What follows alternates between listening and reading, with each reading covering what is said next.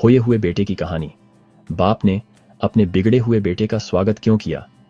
खोए हुए बेटे की कहानी ल्यूक अध्याय 15 पद 11 से 32 में है। इस कहानी में यीशु एक युवक के बारे में बताते हैं जो अपने पिता से अपनी विरासत मांगता है और एक दूर देश चला जाता है जहां वह अपना सारा पैसा ऐशो आराम में उड़ा देता है। जब उस देश में अकाल पड़ता है तो वह खुद को जरूरतमंद पाता है और अपने पिता के घर लौटने का फैसला करता है। बेटा अपने पाप को स्वीकार करने और माफी मांगने की योजना बनाता है, यह उम्मीद करते हुए कि उसके साथ उसके पिता के नौकरों में से एक जैसा व्यवहार किया जाएगा। हालांकि जब पिता उसे दूर से देखता है तो वह दया से भर जाता है और उसे गले लगाने के लिए दौड़ता है।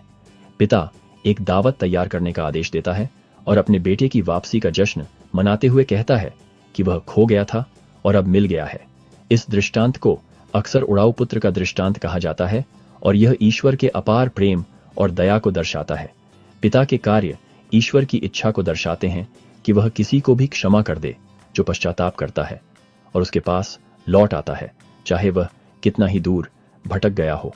अपने बेटे की वापसी पर पिता का आनंद दिखाता है कि ईश्वर अपने बच्चों के पश्चाताप और बहाली में प्रसन्न होता है।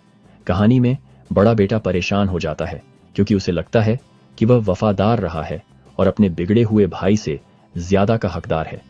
पिता उसे आश्वस्त करता है कि उसके पास जो कुछ भी है वह उसका है, लेकिन इस बात पर जोर देता है कि उन्हें खोए हुए बेटे की वापसी का जश्न मनाना चाहिए क्योंकि वह मर गया था और अब फिर से जीवित है।